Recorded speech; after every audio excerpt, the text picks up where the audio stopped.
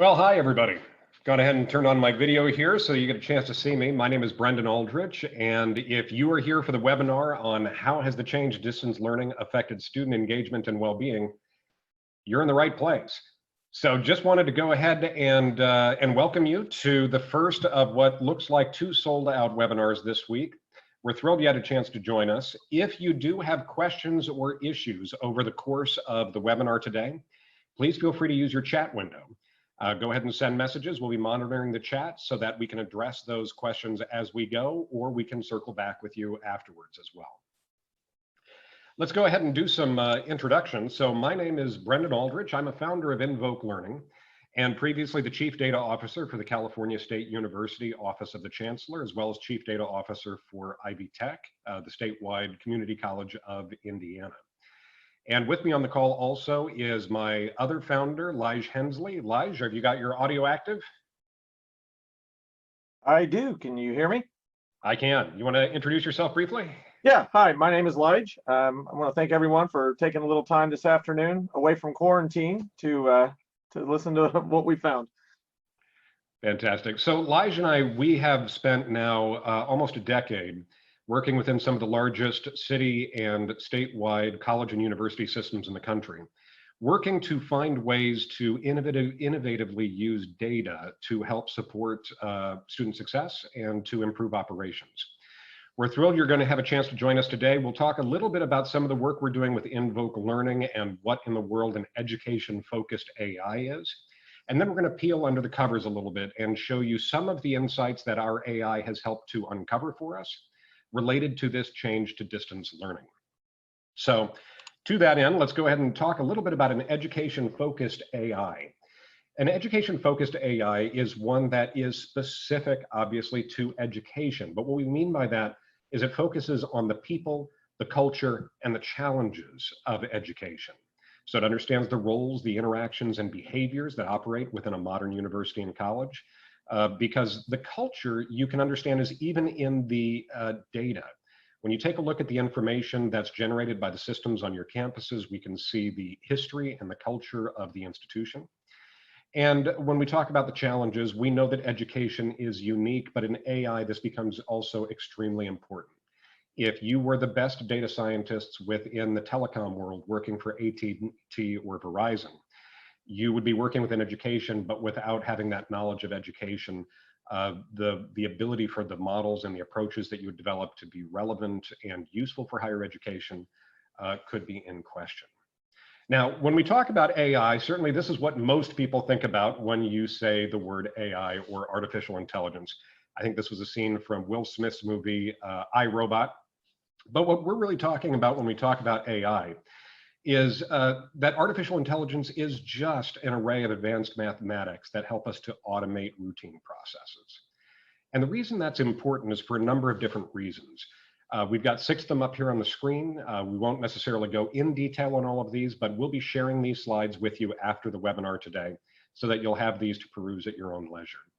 But really, AI, it helps to automate insight discovery through data. It augments instead of replacing, it supplements human intelligence. It adapts automatically, analyzes more data quickly, achieves incredible accuracy, and really allows us to get the most out of data. What we're really saying here, and I'd mentioned this earlier though, is that the best AI systems are the ones that are created with deep domain knowledge and technical expertise, so that an education-focused AI can provide a lot of value very quickly. Now, here at Invoke Learning, we do offer a product for some of the insights we'll be sharing today. It is called the Engagement Advisor. And certainly, if this is something you'd like to talk with us about in the future, we would love to have that conversation with you.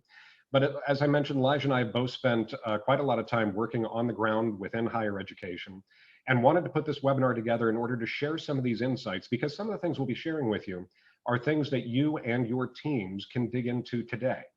And we think that that's valuable, especially given the world that we're in today. So let's dive in. Over the course of this webinar, we're going to be looking at the effect of distance learning from 3 different perspectives: engagement, web conferencing, and student well-being.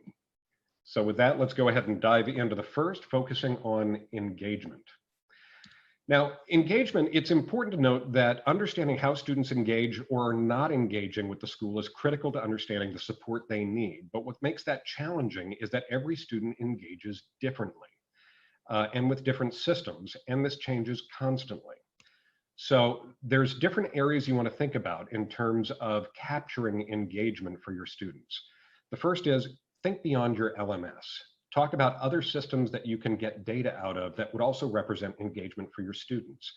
Things like web conferencing platforms, tutoring and mentoring, social media, and certainly an array of others, facilities, housing, parking, all sorts of different systems that you have available that could represent different ways the students are engaging with the institution. Also, don't forget to use public data sets. So data from the National Institute of Health that can give you information on things like opioid addiction rates or obesity rates, the Bureau of Labor Statistics, the FCC, which is an important one now when we're talking about internet availability. These are all publicly available data sets that are available and can be easily incorporated into an engagement fingerprint, which is what we call it. And finally, something that's relatively new, but we wanted to highlight, is the power of natural language. So the idea of being able to utilize discussion board posts, messaging and other communications to get theme and subject detection, a sentiment analysis, and more importantly, we're going to touch on this later in this webinar, stress and anxiety, being able to infer those kinds of feelings and emotions regardless of content or the actual topics that the students are talking about. So when we talk about engagement, we're talking about not just data from a particular system. Here we're going to share with you some of the things that we incorporate when our AI takes a look at generating engagement measures. So some of the things we look at: course level, work groups, assignments, specific click categories. This is important because not every click is the same. Even if you focus on your learning management system, you'll notice that a student who checks the syllabus 10 times is not worth nearly as much as a student who checks their grades once. So understanding these patterns of clicks and which clicks are more or less valuable is important to notice when tracking your engagement fingerprint.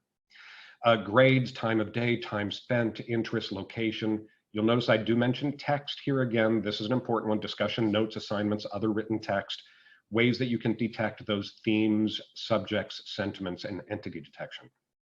And let's not forget social media. Now, when you take a look at those, and this is a subset of the things that we use, but you can create an engagement fingerprint using a variety of data that you already have available. Measure that against different dimensions. So you want to look at the individual, the student themselves. And then how does that individual compare against other students in their courses? All sections of the course, past and present, the department, major, school, year in school, and others. So you can imagine with a large array of data and a lot of different ways that you look at it, you can see where AI starts to come into play here, because we can do a lot of this very, very quickly. So let's take a look at engagement fingerprints, as I've mentioned once or twice here before, and take a look at engagement fingerprinting at a school level. Now, in this case, what we're doing is generating an engagement fingerprint for all of the faculty members and all of the students at a particular school, in order to get that institution-wide fingerprint. And in this case, we're looking at faculty engagement and student engagement by hour. Now, what's interesting is when you overlay these, let's go ahead and do that, and you start to see some interesting patterns. Faculty are up earlier, students are studying later. For faculty, you'll notice that little dip in the middle of the day, that's lunch.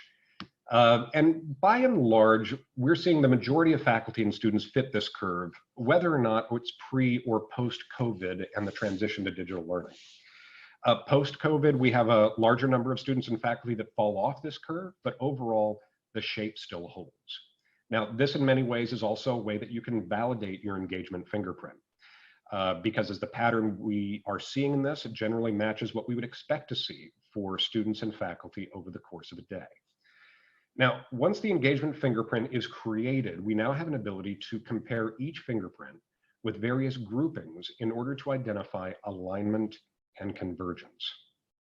Let's take a look at that. So here what you're taking a look at is a series of students. These graphs on the right represent individual students. On the left are all the students in this particular grouping.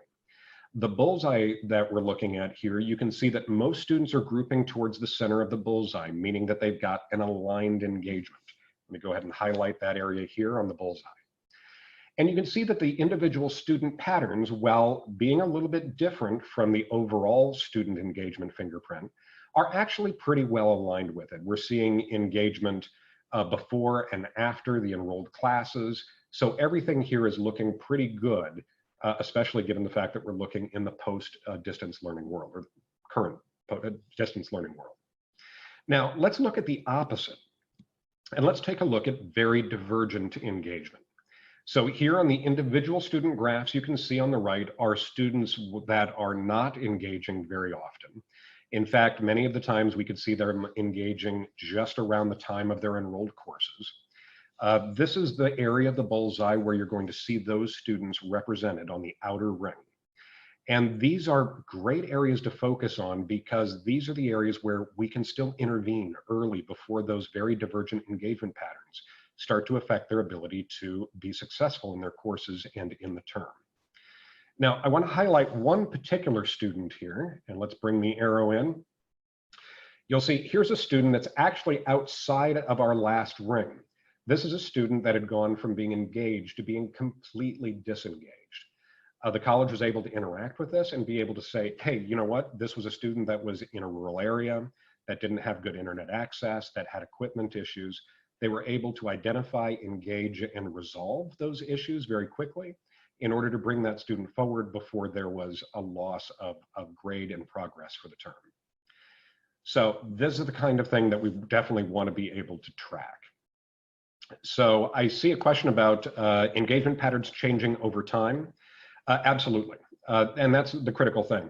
By being able to do this very, very quickly and being able to derive this out of the data itself, that means you're able to see this on a daily basis. You could even do it on an hour-by-hour basis if you wanted to, although interventions are often not quite that fast. But yes, you could see these engagement changes happening over time as well. So a few takeaways when we're talking about engagement. Remember that effectively measuring engagement is not a data point you're going to find in a single system. Building that engagement fingerprint where you're taking data from a variety of different systems, both internal and publicly available, to identify engagement for the student and the issues that may be related to that engagement is critical. Student engagement changes constantly, and to the question that just came up, this is why we need to monitor it continuously so that we can support students when they need it most. And not forgetting, of course, insight coupled with action is required in order to effectively support student success. So as a little insight out of this, and this is leading up to some of the things we'll be talking about later, student behaviors, things that you wouldn't even think would be measured by a data point, things like attention, curiosity, interest, optimism, and passion can be derived from the data you already have. And we're going to be talking about that as we get to the student well-being portion of the webinar. Okay, so past engagement, let's talk a little bit about web conferencing. So in web conferencing, huge focus. For the first time in history, the majority of US students are learning through web conferencing. If you follow the stock market, stock prices and things like Zoom, WebEx, and others have repeatedly hit new highs over the course of the last 6 weeks. There's been so much focus on web conferencing that even non-traditional platforms like Facebook are now offering their own web conferencing tools. Now, schools by and large are not yet using web conferencing data as part of their traditional analytics. We are, and we think that you should be. If you think about the way that web conferencing has been in such dramatic use over the course of the last 6 to 8 weeks and may continue to be used through the rest of the calendar year, now is the time to start focusing on utilizing this data. Let's take a look at actually the difference between LMS and web conferencing. You're going to see on the chart here, and I've gone ahead and highlighted for you the start date for when fully online distance learning began. What's really not surprising is literally the skyrocketing usage when we're talking about engagement with web conferencing. What's more surprising is when you take a look at the blue line, which represents LMS usage. We saw obviously a spike near the beginning of the term as the LMS was being more consistently utilized, drops off a little bit towards the middle, but in the spring term, LMS usage never actually even hit where we would have expected it to, which means that in this distance learning world, LMS actually became a little less relevant, whereas web conferencing is very, very highly utilized. So In all of this data, one of the things our AI identified was something that we found really interesting. Let me share that with you. Here's a chart showing the different kinds of devices students are using in order to connect to their web conferencing sessions. You'll see Mac, PC, tablets. Over a third of students are connecting to their web conferencing sessions using cell phones, which was very, very surprising for us. There's been studies, including a 2008 study in the Journal of Software. Now, in 2008, mobile screen sizes were about half the size that they are now. But even then, they were showing that the size of the screen makes a huge difference in a student's ability to engage, interact, and learn. So it's interesting for us that we saw this many students who are connecting to their web conferencing utilizing cell phones. Now, there's a lot of things you can infer from this. It could be that the cell phone is all the student has. It could be that there's other students in the house, and so equipment has to be shared. And in this case, the student has the cell phone for interacting with those courses. Could also be a level of convenience. With a cell phone, the student can attend class where it's more comfortable, whether it's on the couch, in bed, or in the yard. So regardless, I think one of the things that we need to keep in mind is, can we use this information to help guide our equipment loan programs? And can we also, for those students that do have the option of using additional equipment, encourage them to use equipment with larger screen sizes in order to be able to improve the efficacy of their learning? So a few takeaways on the topics of web conferencing. Certainly we need to know which students need equipment, regardless of whether or not they've asked for that equipment. And I think that's important. If it's a matter of need, being able to identify those students and provide the equipment quickly allows them to engage better and be more successful. If it's a matter of choice or convenience, then certainly the right messaging to those students and encouraging those students to be able to use devices with larger screens can help those students be more successful in a distance learning environment. Many students are attempting to learn through a 6-inch screen. And as we've discussed before, it's just not effective to do that. And likely the students themselves haven't considered the impact this may have in their ability to learn and engage. So thinking about what programs might already exist that we can help direct these students to, what messaging we can provide, certainly a key component. And then one thing we're in the process of, our AI is working on now, is evaluating the efficacy of synchronous versus asynchronous course delivery.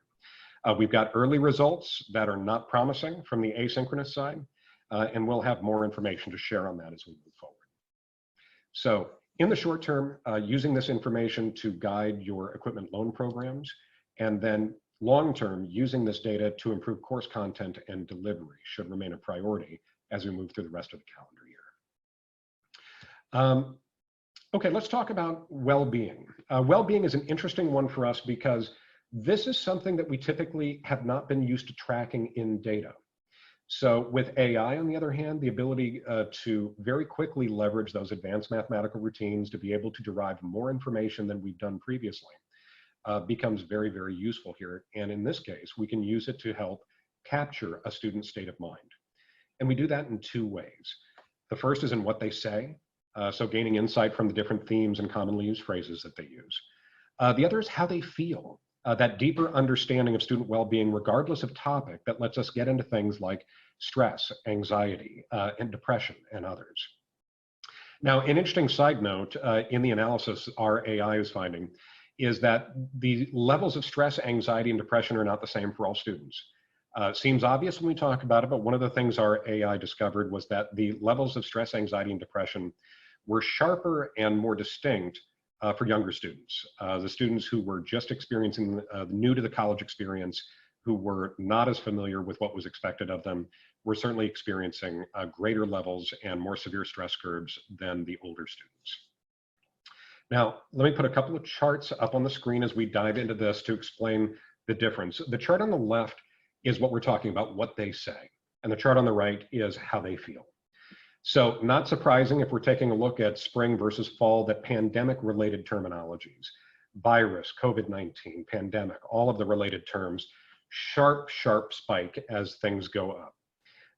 The only time we would see a particular topic that would increase with this kind of level would be let's say the college was hosting the NCAA championships and all the students were talking about it.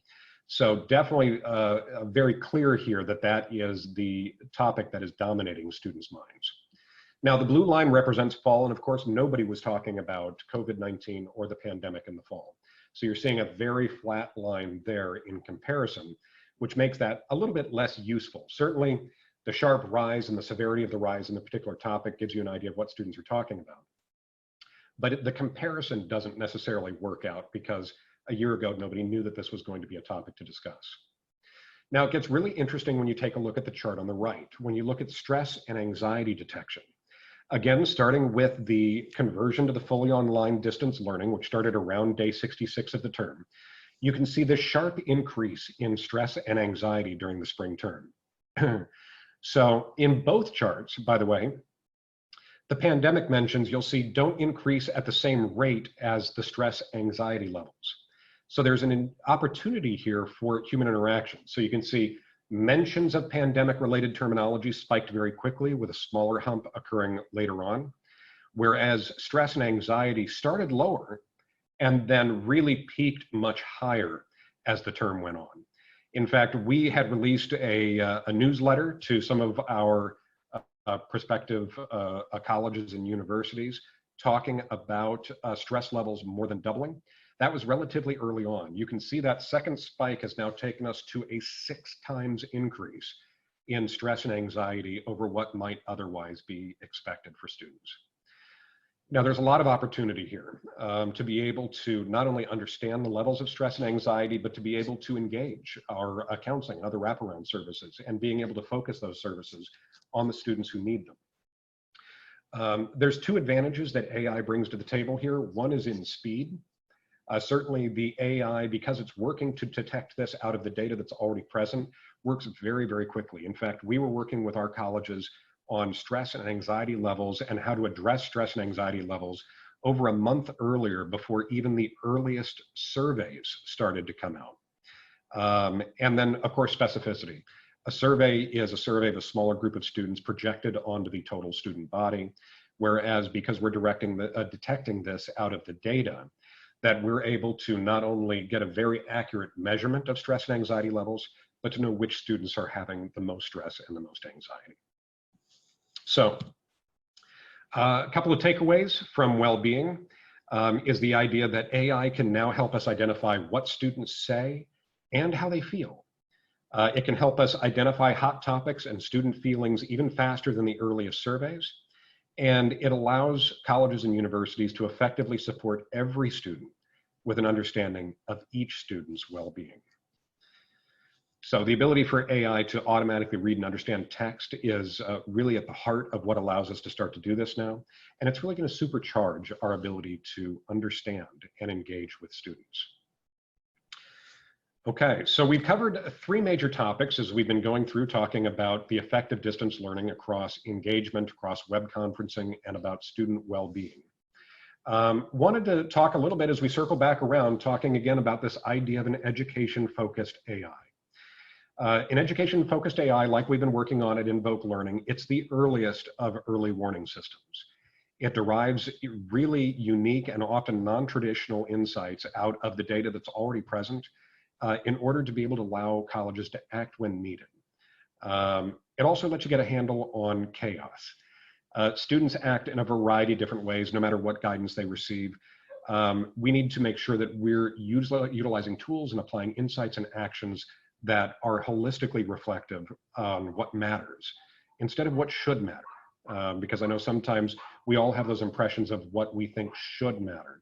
What we find with our AI is sometimes those align and sometimes not as well. High level, I want you to remember, this doesn't have to be hard, it doesn't have to be slow, and it doesn't have to be expensive. I know Lige and I, and a lot of the work we've done with the other institutions that we've worked with personally in the past, we often talk about the fact that if we weren't in education, then an idea that was better, faster, and more flexible would be good enough to be able to get a new idea implemented.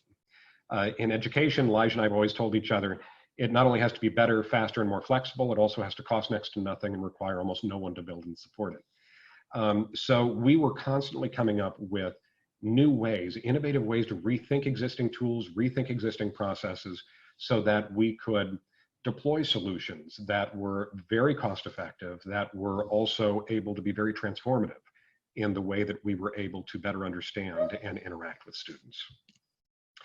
So the coming fall is an unknown. The news articles are coming out every day on it. I know my old institution, the California State University, has elected to remain online for the fall term. Others, I think I just saw the mention about Notre Dame this morning, has elected to return on a compressed schedule through Thanksgiving and then be online from Thanksgiving after the break. Every school is going to be a little bit different. We don't really know what that's going to be. It's 3 months away now, so there's certainly a lot of change that could happen between now and then, depending on whether there's a second or a third spike in the epidemic. But being able to think about the data we have now and how we can use it will prepare us for no matter what the future fall term brings. So just another reminder is we do have a product that includes these kinds of insights as well as others. We call it the Distance Learning Engagement Advisor from Invoke Learning. We'd be happy to talk with you about that, but more importantly, Lige and I, we've been in your shoes. We've spent the last decade innovating the use of data to improve operations and support student success. If there's ideas you have or ways that we can help to improve the work that you and your teams are already providing for your colleges, we're happy to be of help and to brainstorm with you. We've got our contact information up on the screen, email addresses and phone numbers. And like I said, we'll be sending these slides out to all of the attendees after the presentation, so please feel free to talk with us and let us help. Lige, any closing thoughts from your side? No, I just want to thank everyone for taking the time to review this today, and certainly interested in any feedback that anybody would have. Thank you very much, everybody. We're going to call it an end for the webinar today, but we'll look forward to hopefully to seeing you and talking with you in the future. Thanks again.